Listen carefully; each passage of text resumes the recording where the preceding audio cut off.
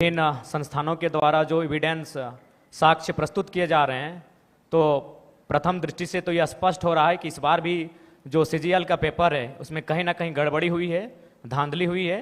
और मुझे लगता है कि पिछली बार जो पेपर गड़बड़ी हुआ था, अगर उसका जो लोग दोषी हैं, अगर वे दोषी लोग पकड़े जाते हैं, अगर उन पर कार्रवाई होती, तो शायद इस बार उनका मनोबल इतना ऊंचा नहीं होता।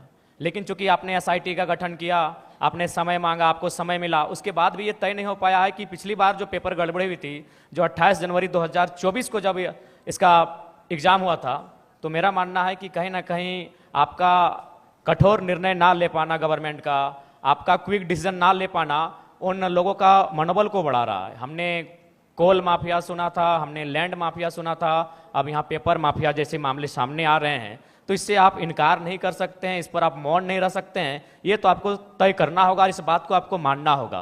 क्योंकि पिछली बार हमारे ही 15 साथियों पर एफआईआर हुआ था, आज भी उस मुकदमे के कारण हमारे प्रत्याशी रांची के हमारे आदरणीय देवेंद्र जी जेल गए, उसी मुकदमे के कारण गए थे।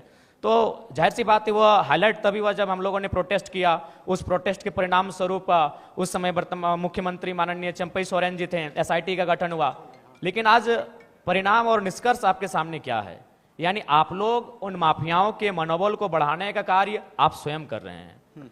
तो ये तो आपको तय करना है कि आप छात्रों के साथ हैं या पेपर माफियाओं के साथ है, ये सरकार को आके तय करना है। यदि आप पेपर माफियाओं के खिलाफ हैं, तो पिछली बार जो आपने एसआईटी का गठन किया था, उसका निष्कर्ष क्या है, उसका रिजल्ट क्या है, दोषी कौन लोग हैं, वो कटघरे के पीछे कब होंगे, ये राज्य की जनता जानना चाहती है।